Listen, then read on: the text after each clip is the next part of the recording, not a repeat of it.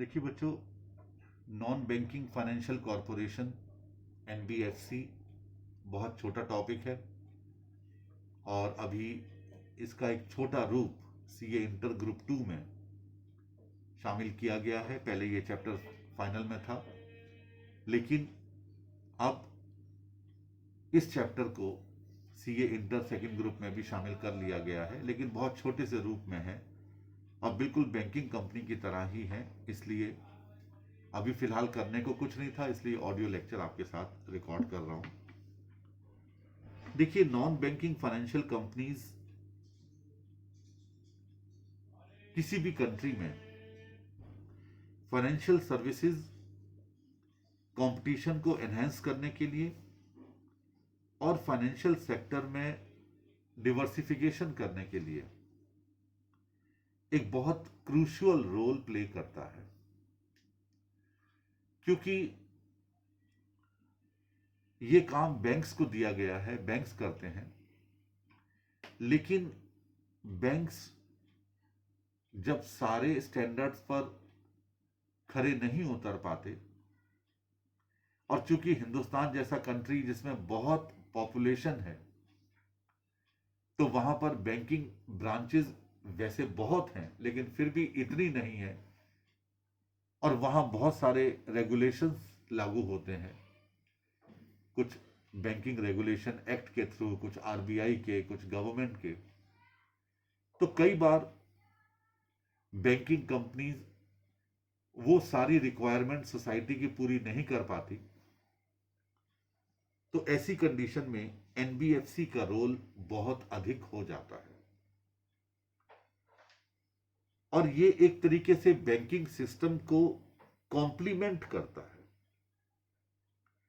Complement करता है क्योंकि ये अलग अलग तरह के जो शॉक्स आते हैं मार्केट में, या जो रिस्क स्प्रेड आउट होते हैं कुछ एबनॉर्मल सिचुएशंस में, या फाइनेंशियल डिस्ट्रेस होती है, वहां पर एनबीएफसी का रोल बहुत बहुत बहुत बड़ा हो जाता है, क्योंकि इसमें जो सैंक्शनड हैं, लोन को सैंक्शन करने के प्रोसीजर सिंप्लीफाई होते हैं, सिंप्लीफाइड हैं। कस्टमर्स के टूवर्ड्स ओरिएंटेशन होता है, कस्टमर को बाकायदा केयरफुली हैंडल किया जाता है, उसको समझाया जाता है, क्योंकि सरकारी सिस्टम नहीं है जैसा कि बैंकिंग सेक्टर में है।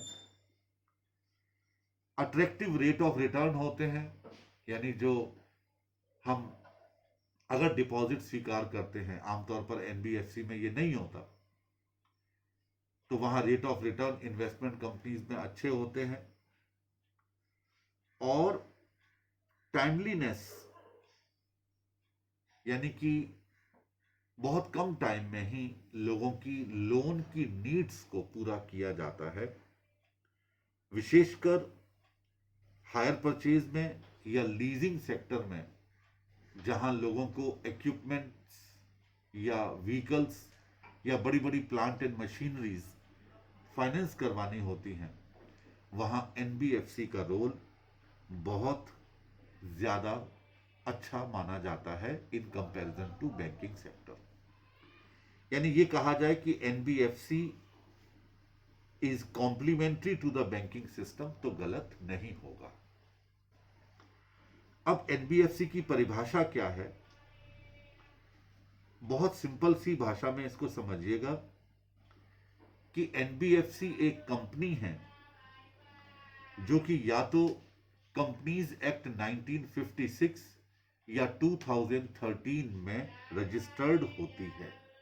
सिंपल वे में समझिए, एक पैराग्राफ पढ़ के बताऊंगा तो आपको उतना जल्दी क्लियर नहीं होगा जितना सिंपल वे में समझेंगे कि non banking financial company is a company registered under the companies act 1956 और 2013, एंगेज्ड इन ए बिजनेस। अगला पॉइंट है कि ये ऐसे बिजनेस में एंगेज होती है of loans and advances, acquisition of shares, debentures and other securities, leasing, higher purchase, insurance business and chit business. Chit, CHIT, chit business यानी एनबीएफसी लोन्स और एडवांसेस लोगों को देती है, शेयर्स परचेज करती है, डिवेंचर्स परचेज करती है, अदर सिक्योरिटीज परचेज करती है, लीज आउट करती है, जैसे AS19 में आपने पढ़ा था। हायर परचेज पर आइटम्स को सेल आउट करती है, इंश्योरेंस कंपनी करती है, बिजनेस करती है, और चिट बिजनेस करती है। चिट बिजनेस आमतौर पर महिलाओं की किटी की तरह होता है। कुछ पैसा कई सारे लोगों से इकट्ठा किया जाता है और चिट सिस्टम से, पर्ची सिस्टम से जिसका नाम निकलता है उसको वो पैसा इकट्ठा दे दिया जाता है, तो ये चिट बिजनेस कहा जाता है। बहुत घोटाले हुए हैं वेस्ट बंगाल में इस बिजनेस पर, लेकिन ऐसी एनबीएफसी, हमें उस तरफ नहीं जाना है, इस तरह के बिजनेस में एंगेज होती हैं। यानी कोई आपसे कहे कि एनबीएफसी का क्या परिभाषा है, तो आप कहिए NBFC is a company registered under the companies act 1956 और 2013, engaged in the business of loans and advances, acquisition of shares, debentures and other securities, leasing, hire purchase, insurance business and chit business. बस इतनी सी परिभाषा से आप शुरुआत करेंगे NBFC की। लेकिन याद रखिए, एनबीएफसी में कुछ इस तरह के इंस्टीट्यूशन शामिल नहीं हैं जिनका प्रिंसिपल बिजनेस एग्रीकल्चरल एक्टिविटी हो, इंडस्ट्रियल एक्टिविटी हो, किसी गुड्स को वो सेल कर रहे हो लेकिन वो गुड्स सिक्योरिटीज नहीं होना चाहिए, या कुछ लोगों को सर्विस प्रोवाइड कर रहे हों, या फिर यूं कहें कि कुछ इमूवेबल प्रॉपर्टी के कंस्ट्रक्शन या उसकी सेल परचेज के बिजनेस में एंगेज्ड हों, उनको एनबीएफसी की कैटेगरी में शामिल नहीं किया जाता। यानी एनबीएफसी किस किस काम में एंगेज्ड होनी चाहिए? लोन एंड एडवांसेस में, acquisition of share, securities and debentures में, लीजिंग में, हायर परचेज में, इंश्योरेंस बिजनेस में या चिट बिजनेस में। किस किस में एंगेज नहीं होनी चाहिए? एग्रीकल्चर में, सेल ऑफ गुड्स में, इंडस्ट्रीज में, प्रोवाइडिंग सर्विसेज में, या फिर सेल, परचेज और construction of any immovable property में अगर कोई एनबीएफसी है, एंगेज्ड है, तो उसे एनबीएफसी की परिभाषा में शामिल नहीं किया जाएगा। ये तो जो आपको बताया गया, ये एक नॉर्मल वे था एनबीएफसी को डिफाइन करने का। लेकिन रिजर्व बैंक ऑफ इंडिया का एक्ट है 1997, उसके सेक्शन 45 में भी नॉन बैंकिंग फाइनेंस कंपनी को डिफाइन किया गया है। उनके मुताबिक non banking finance company is a financial institution. गौर कीजिएगा, फाइनेंशियल इंस्टीट्यूशन, आगे चल करके आपको इसको समझना है कि फाइनेंशियल इंस्टीट्यूशन क्या है। Financial institution which is a company, जो कि एक कंपनी के रूप में हो, पार्टनरशिप या इंडिविजुअल के रूप में ना हो। Second, a non banking institution which is a company with principal business of receiving of deposit, deposit को रिसीव करना under any scheme or arrangement or in any other manner or lending in any other manner, कि उसको लोगों को loan देना। आमतौर पर NBFC का काम डिपॉजिट लेना नहीं है, थोड़ा बैंकिंग कंपनी से इसमें यही डिफरेंस है कि यहां पर पब्लिक से डिपॉजिट आमतौर पर लिए नहीं जाते, लिए जाते हैं थोड़े बहुत, उसमें तमाम कंडीशंस हैं, ये लोग फाइनेंस करते हैं ज्यादा। लेकिन अगर लेते भी हैं किसी अरेंजमेंट के अंतर्गत तो वो इसमें शामिल होंगे। Such other non banking institution और class of such institution as the RB यानी Reserve Bank with the previous approval of the central government may specify by notification in official gazette. सरकार के ऑफिशियल गजट में अगर NBFC के लिए कोई और गाइडलाइन दी गई है, कोई और रूलिंग दी गई है, कोई और प्रोविजन दिया गया है, तो वो प्रोविजन के अंतर्गत आने वाले इसमें शामिल होंगे। आरबीआई ने नॉन बैंकिंग फाइनेंशियल कंपनीज को डिफाइन भी किया और साथ में उसके एग्जाम्पल भी दिए, वही जैसे loan company, investment company, hire purchase leasing company, equipment leasing company, mutual benefit financial company. तो इन सबको एनबीएफसी की कैटेगरी में शामिल किया। इसके अलावा जो फ्रीक्वेंटली आस्क्ड क्वेश्चंस होते हैं आरबीआई के, उसमें भी आरबीआई ने जवाब दिया कि एनबीएफसी में और क्या है। तो उसमें भी उन्होंने लिखा, is a company registered under the companies act 1956 और 2013, engaged in the business of वही loans and advances, acquisition of share, stock, bond, debenture, securities, or issued by government or local authority or any other securities like marketable, leasing, hire purchase, insurance business, chit business जो starting में आपको बताया था, but does not include any institution whose principal business is that of agricultural activity, industrial activity, purchase or sale of any goods and providing any services। यानी जो बातें आपको पहले कही गई थी, ये आरबीआई के फ्रीक्वेंटली आस्क्ड क्वेश्चन जो एफएक्यू होते हैं 10 जनवरी 2017 को जो पब्लिश्ड हुए थे, उसमें ये वाली बातें कही गई थी। अब एक बात आती है कि फाइनेंशियल कंपनी का मतलब क्या हुआ, क्योंकि फाइनेंशियल बार बार आया था। आरबीआई की डेफिनेशन में साफ लिखा था, ए financial institution which is a company. तो आखिर ऐसा क्या है कि नॉन बैंकिंग फाइनेंस कंपनी की फाइनेंशियल एक्टिविटीज क्या है और फाइनेंशियल बिजनेस क्या है। यहां 50-50 का गेम कहा जाता है शॉर्ट में, जिसका मतलब है कि कंपनी की जो नॉन बैंकिंग फाइनेंशियल कंपनी के रूप में जाना जाएगा, जितनी भी असेट्स होंगी, उन असेट्स, टोटल असेट्स के 50% से ज्यादा फाइनेंशियल असेट्स होनी चाहिए।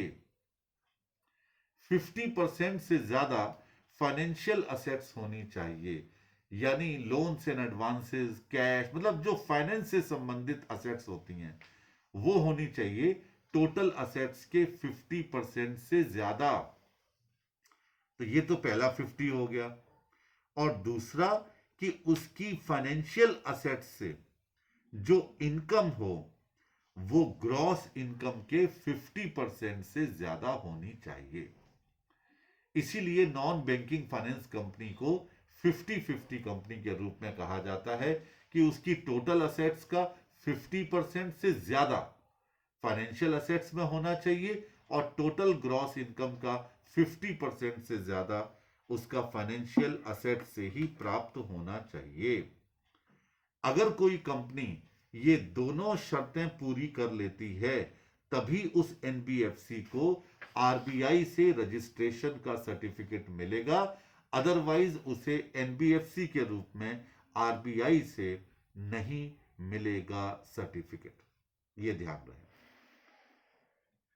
अब अगर कोई कंपनी प्राइमरीली या प्रिंसिपल बिजनेस के रूप में एग्रीकल्चरल ऑपरेशन में, इंडस्ट्रियल एक्टिविटी में, purchase and sale of goods में या सर्विसेज को प्रोवाइड करने में या कंस्ट्रक्शन में, सेल में, प्रॉपर्टी के एंगेज्ड है प्रिंसिपली, और साथ में वो थोड़ा सा फाइनेंशियल बिजनेस भी करती है in a small way, they will not be regulated by the Reserve Bank. वो फिर रिजर्व बैंक के थ्रू क्या नहीं होगा, उनका रजिस्ट्रेशन नहीं होगा, ये ध्यान रखिएगा। तो रजिस्ट्रेशन करने के लिए क्या क्या आया, सबसे पहली बात कि 50% उसकी फाइनेंशियल असेट्स होनी चाहिए टोटल में से, मतलब 50 से ज्यादा, और ग्रॉस इनकम भी में से 50% से ज्यादा फाइनेंशियल एक्टिविटी से उसे इनकम कमाई हो। वैसे किसी भी एनबीएफसी को आरबीआई से रजिस्ट्रेशन के लिए कम से कम 200 लाख यानी 2 करोड़, ये अप्रैल 1999 के बाद ओन्ड फंड होना चाहिए। इससे पहले 25 लाख था, अब ये बढ़ा करके 1999 से 200 लाख कर दिया गया है, यानी 200 लैक्स यानी 2 करोड़ मिनिमम होना चाहिए। अब इतनी बातें करने के बाद एनबीएफसी और एक बैंक में क्या डिफरेंस आया। पहला, NBFC can not accept demand deposit. NBFC वो डिपॉजिट स्वीकार नहीं करती जो डिमांड करने पर हमें पे करने पड़ते हैं, जैसा कि बैंक में होता है। आप बैंक में करंट अकाउंट खोलिए, बैंक में सेविंग बैंक अकाउंट खोलिए, इवन बैंक में फिक्स डिपॉजिट अकाउंट खोलिए, रेकरिंग डिपॉजिट अकाउंट खोलिए, ये कभी भी आप डिमांड करेंगे तो बैंक आपको पेमेंट करेगा। तो एनबीएफसी ऐसे डिमांड डिपॉजिट्स को कभी भी स्वीकार नहीं करती, whereas a bank can accept demand deposits. दूसरा, an NBFC is not a part of the payment and settlement system. NBFC bank की तरह एजेंट के रूप में कार्य नहीं करती कि वो आपके पेमेंट्स करे आपके बिहाफ पर या सेटलमेंट करे, but bank is a part of the payment and settlement system. तीसरा, NBFC can not issue cheques drawn on itself, यानी एनबीएफसी किसी भी तरह के चेक इशू नहीं कर सकती जो उसके ऊपर लिखे गए हों, ड्रॉन किए गए हों। The bank can issue cheques drawn on itself, bank ऐसा कर सकता है। एनबीएफसी इंश्योरेंस फैसिलिटी को deposit insurance and credit guarantee corporation DICGC NBFC के डिपॉजिटर्स के लिए अवेलेबल नहीं है, यानी उनको जो DICGC से गारंटी मिला करती थी बैंकिंग कंपनी में, वो इनके लिए नहीं उपलब्ध है। जबकि डिपॉजिट की इंश्योरेंस फैसिलिटी ये बैंक्स में DICGC से उपलब्ध है, यानी बैंक में जो आपका पैसा डिपॉजिट है उसके लिए तो गारंटी है DICGC की, लेकिन नॉन बैंकिंग फाइनेंशियल कंपनीज में ऐसी कोई गारंटी नहीं है। तो ये 4 पॉइंट्स हो गए। पहला, डिमांड डिपॉजिट को स्वीकार करना और ना करना एनबीएफसी में। दूसरा, पेमेंट एंड सेटलमेंट सिस्टम का हिस्सा होना बैंक का और एनबीएफसी का ना होना। तीसरा, एनबीएफसी किसी भी प्रकार का कोई चेक इशू नहीं करती जबकि बैंक तो करती है। और चौथा, DICGC की गारंटी ना होना एनबीएफसी में और बैंक में होना। तो ये बेसिक फर्क रहा बैंक और एनबीएफसी का। इसके बाद एनबीएफसी को अगर हम क्लासिफाई करें तो कुछ ऐसी भी नॉन बैंकिंग फाइनेंशियल कंपनीज हैं जिनको कि आरबीआई से रजिस्ट्रेशन से एग्जेम्प्ट किया गया है, यानी ऐसी कंपनीज आरबीआई से रजिस्टर्ड नहीं हो, उनको एग्जेम्प्ट कर दिया गया है। जैसे हाउसिंग फाइनेंस कंपनी है, क्योंकि ये नेशनल हाउसिंग बैंक से रेगुलेट होती है तो ये भी एनबीएफसी है, लेकिन इसे रिजर्व बैंक ऑफ इंडिया से फिर रजिस्ट्रेशन करने की आवश्यकता नहीं होती। जैसे मर्चेंट बैंकिंग कंपनीज हैं, ये रेगुलेट होती हैं सेबी के द्वारा, तो इसलिए इनको भी रिजर्व बैंक ऑफ इंडिया से किसी भी प्रकार का कोई रजिस्ट्रेशन की आवश्यकता नहीं है। स्टॉक एक्सचेंजेस ये भी रेगुलेट होते हैं किसके द्वारा? सेबी के द्वारा, तो इसीलिए इन पर भी आरबीआई का रजिस्ट्रेशन होना जरूरी नहीं है। Companies engaged in the business of stock broking, सब ब्रोकिंग, ये भी सेबी के द्वारा गाइडलाइन के द्वारा गवर्न किए जाते हैं, तो इनके लिए भी आरबीआई की रजिस्ट्रेशन की आवश्यकता नहीं है। वेंचर कैपिटल फंड कंपनीज ये भी सेबी के द्वारा बनाई जाती हैं। निधि कंपनीज ये ministry of corporate affairs government of India के द्वारा बनाई जाती हैं। इंश्योरेंस कंपनी ये इरडा के द्वारा रेगुलेट की जाती हैं, insurance regulatory and development authority. और चिट फंड कंपनीज ये अलग अलग स्टेट गवर्नमेंट्स के अपने अपने रूल्स के मुताबिक इन कंपनीज को रेगुलेट किया जाता है। इनके लिए क्या रिजर्व बैंक ऑफ इंडिया के अंतर्गत रजिस्ट्रेशन की आवश्यकता नहीं है। याद रखिए, कोई भी कोर इन्वेस्टमेंट कंपनी जिसकी असेट साइज 100 करोड़ से कम होता है और एंड अबव, मतलब core investment companies with asset size of less than 100 crores and those with asset size of 100 crores and above but not accessing public funds are exempted from registration with the RBI। यानी जो public funds को access नहीं करती हैं companies, उनका भी RBI से registration के लिए उनको भी एग्जेम्प्ट कर दिया गया है। इसका मतलब साफ है कि आरबीआई से जितनी भी कंपनीज को एग्जेम्प्ट किया गया है वो किसी ना किसी दूसरे एक्ट या किसी ना किसी दूसरे गाइडलाइन से रेगुलेट होती हैं या स्टेट गवर्नमेंट से रेगुलेट होती हैं, तो फिर आरबीआई से उनको रेगुलेशन रजिस्ट्रेशन करवाना आवश्यक नहीं होता। किनका आवश्यक होता है? जो आरबीआई से मैंडेटेड है यानी कि मैंडेटरी हैं, जैसे asset finance company. Asset finance company वो कंपनी जो फिजिकल असेट्स, जो प्रोडक्टिव और इकोनॉमिक एक्टिविटीज में, जैसे ऑटोमोबाइल्स हैं, ट्रैक्टर्स हैं, लेथ मशीन्स हैं, जनरेटर सेट हैं, इनको फाइनेंस करते हैं, उनका रजिस्ट्रेशन आरबीआई से होना मैंडेटरी है। इनका प्रिंसिपल बिजनेस ही यही है कि ये physical asset supporting economic activity करती हैं।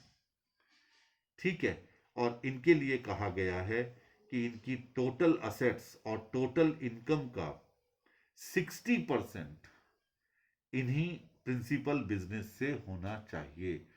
टोटल असेट्स का 60% इसी में होना चाहिए इन्वेस्ट, और इनकम स्वाभाविक रूप से जब आप 60% अपनी टोटल असेट्स का इसमें इन्वेस्ट करेंगे तो आपकी इनकम भी 60% से ज्यादा इसमें आएगी।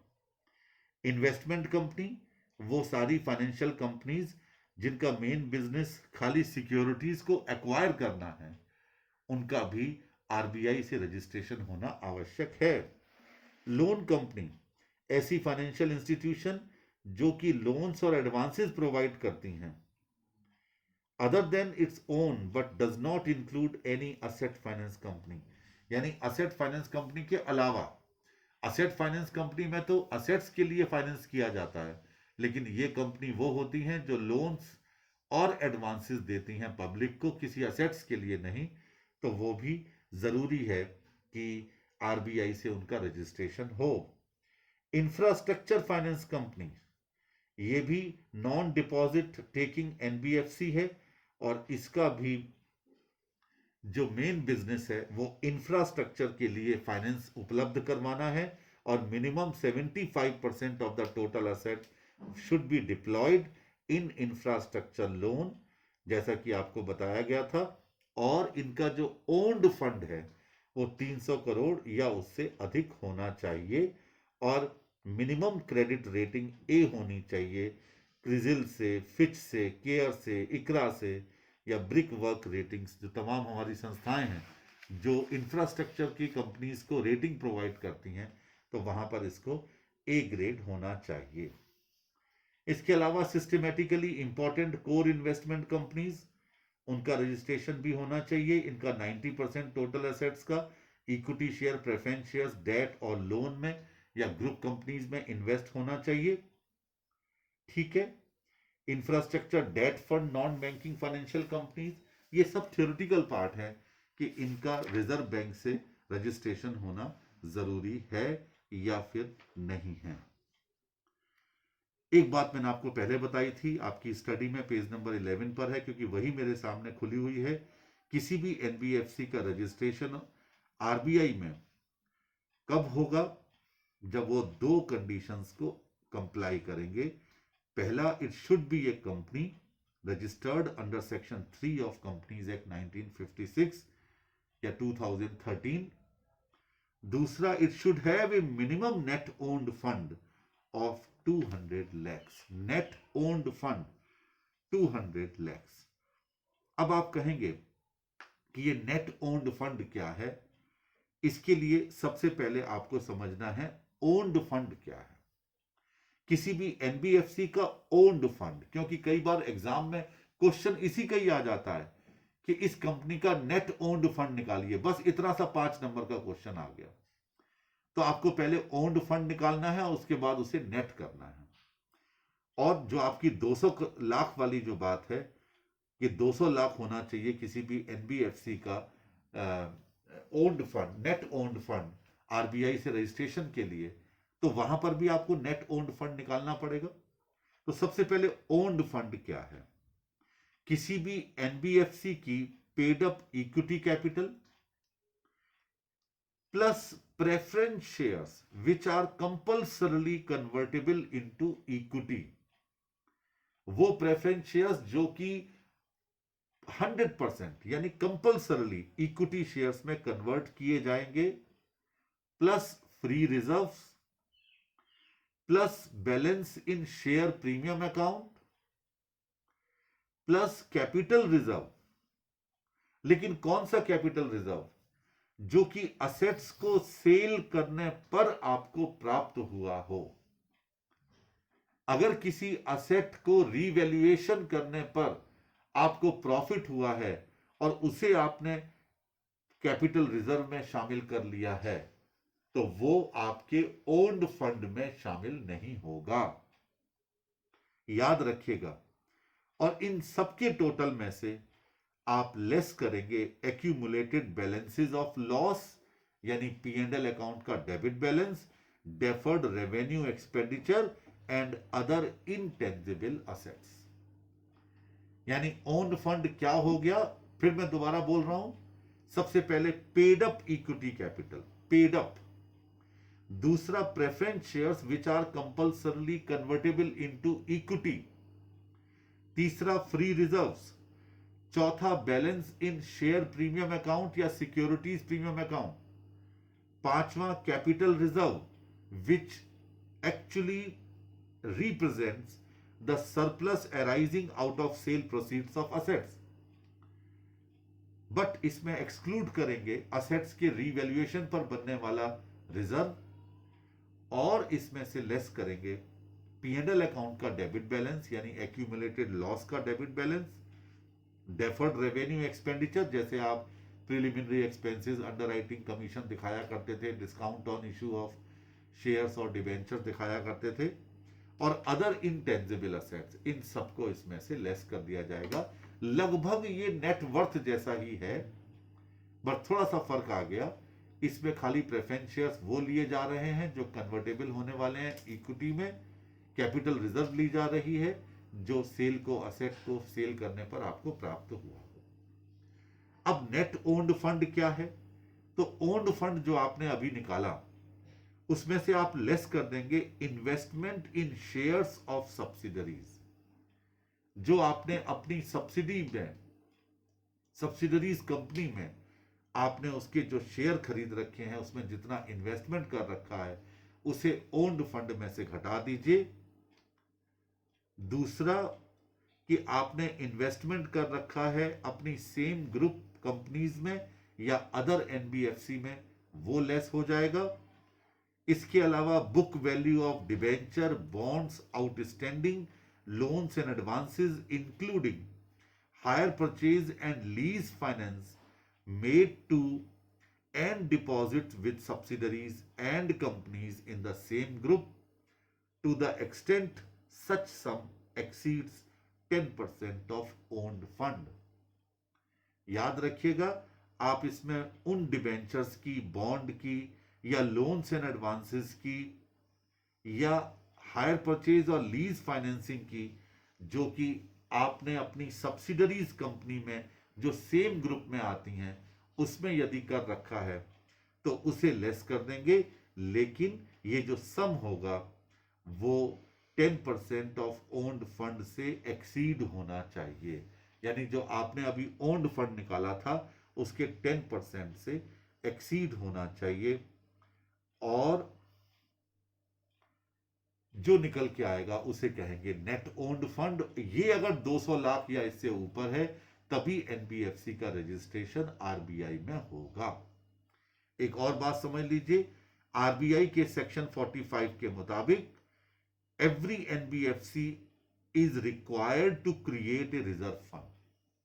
उसे फंड मेंटेन करना पड़ेगा और हर वर्ष अपने नेट प्रॉफिट में से कम 20% का हिस्सा, ए सम not less than 20% of its net profit every year, it has to transfer into that reserve fund। किसी भी एनबीएफसी को, ये आरबीआई की सेक्शन 45 का रूलिंग है, टर्म्स हैं, कंडीशन है कि किसी भी एनबीएफसी को अपने नेट प्रॉफिट का हर साल का 20% हिस्सा, कम से कम 20% हिस्सा उस रिजर्व फंड में ट्रांसफर करना होगा। आरबीआई ने यह भी कहा कि किसी भी एनबीएफसी को अपनी टोटल असेट्स में से कम 15% असेट्स, ध्यान दीजिए 15% ऑफ पब्लिक डिपॉजिट्स, जितने पब्लिक डिपॉजिट उसके आउटस्टैंडिंग हैं उन पब्लिक डिपॉजिट्स के 15% के बराबर का लिक्विड असेट्स अपने पास मेंटेन करनी होंगी। 15% ऑफ पब्लिक डिपॉजिट्स आउटस्टैंडिंग कब? As on the last working day of the second preceding quarter. Second preceding quarter यानी कि अगर आपको, ध्यान दीजिए मेरी बात को, अगर आपको सितंबर के बाद अक्टूबर के महीने में यह पता करना है कि उसकी लिक्विड असेट्स कितनी है, तो सितंबर से ठीक पहले वाला जो समाप्त होने वाला है क्वार्टर वो 30 जून को होगा और 30 जून से पहले वाला 31 मार्च को होगा। यानी 31 मार्च को उसके जितने पब्लिक डिपॉजिट्स होंगे उसके 15% के बराबर का पार्ट उसे किसमें रखना होगा? लिक्विड असेट्स में रखना होगा। ध्यान दीजिए, यह पॉइंट बहुत अच्छा है। सेकेंड प्रीसीडिंग क्वार्टर को जितने उसके लास्ट वर्किंग डे पर जितने पब्लिक डिपॉजिट्स होंगे उसका 15%, और इस 15% में NBFC are required to invest not less than 10%। 10% से कम कभी भी नहीं। 15 में से 10%, मतलब 15 टोटल 15 है, 10 और 5 अलग अलग कर दिया गया है, तो 10% से कभी भी कम नहीं अप्रूव्ड सिक्योरिटीज में उसे इन्वेस्ट करना होगा। And 5% can be in unencumbered term deposits with any scheduled commercial bank. Unencumbered term deposit का मतलब होता है जिसको सिक्योरिटी के तौर पर ना रखा गया हो। अनइनकम्बर्ड का मतलब है जिसको सिक्योरिटी के तौर पर ना रखा गया हो, तो उसमें वो 5% कर सकती है। लेकिन 10% तो उसको हर हाल में किसमें करना पड़ेगा? अप्रूव्ड सिक्योरिटीज में करना पड़ेगा। वो 11% कर सकती है, 12 कर सकती है, 13 कर सकती है, 14 कर सकती है, पूरा 15 कर सकती है अप्रूव्ड सिक्योरिटी में, लेकिन 10% से कम कभी नहीं होना चाहिए। और बाकी अगर 10% उसने मान लो कर लिया तो 5% उसे और चाहिए, तो वो उसे अनइनकम्बर्ड टर्म डिपॉजिट में उसे इन्वेस्ट करना चाहिए किसी भी शेड्यूल्ड बैंक में। अगर मान लो 12% कर दिया उसने अप्रूव्ड सिक्योरिटी में, तो बाकी बचा हुआ 3% कर सकती है। यानी 15% तो उसे मेंटेन करना ही पड़ेगा अपने पब्लिक डिपॉजिट्स का। कब? On the last working day of the second preceding quarter. ये लिक्विड असेट रिक्वायरमेंट है किसी भी एनबीएफसी के लिए, जो कि रिजर्व बैंक के द्वारा निर्धारित की गई है। अगले लेक्चर में मैं इसके आगे के पॉइंट्स कंप्लीट करूंगा और 99% मुझे उम्मीद है कि अगले लेक्चर में हम इस एनबीएफसी को पूरा कर लेंगे। That's all.